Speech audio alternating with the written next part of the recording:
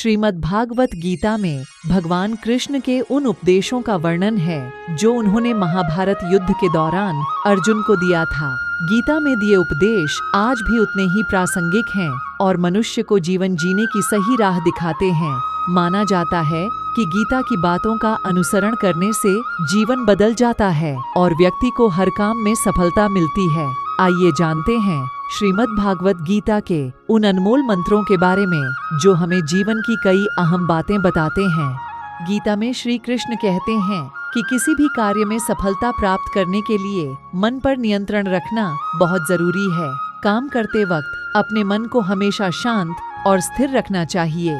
क्रोध बुद्धि का नाश करता है और इसकी वजह से बने बनाए काम भी बिगड़ जाते हैं। इसलिए मन को शांत रखने का प्रयास करें। श्रीमद् भागवत गीता के अनुसार हमें कोई भी कर्म बिना फल की इच्छा के बिना ही करना चाहिए।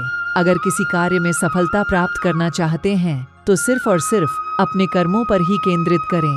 मन में कोई भी अन्य विचार आपको आपके लक्ष्य से भटका सकता है। गीता के अनुसार व्यक्ति को कभी भी अपने कर्मों पर संदेह नहीं करना चाहिए। ऐसा करने से व्यक्ति खुद का सर्वनाश कर बैठता है। इसलिए सफलता प्राप्त करना चाहते हैं तो जो भी कार्य करें उसे पूरे विश्वास के साथ बिना किसी संदेह के पूरा करें।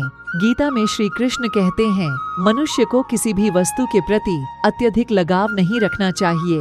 यह लगाव ही मनुष्य के दुख और असफलता का कारण बनता है। अत्यधिक लगाव से व्यक्ति में क्रोध और दुख का भाव उत्पन्न होता है। इसकी वजह से वह अपने कर्म पर केंद्रित नहीं कर पाता है। इसलिए मनुष्य को अत्यधिक लगाव से बचना चाहिए।